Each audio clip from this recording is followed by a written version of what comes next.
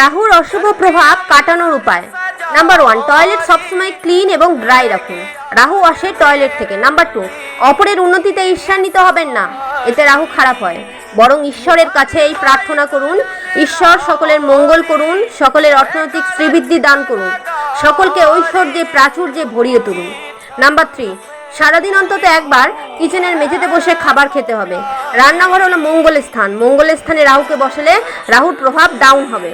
Number 4, শিবের উপাসনা করুন এবং মহামৃত্যুঞ্জয় মন্ত্রের জপ করুন। স্কিনে মহামৃত্যুঞ্জয় মন্ত্র চলে যাচ্ছে। নাম্বার 5, প্রতিদিন গণেশজিকে দুর্ব অর্পণ করুন। নাম্বার 6, নীল সরস্বতীর আরাধনা করুন। রাহুর আরাধ্য দেবতা নীল সরস্বতী।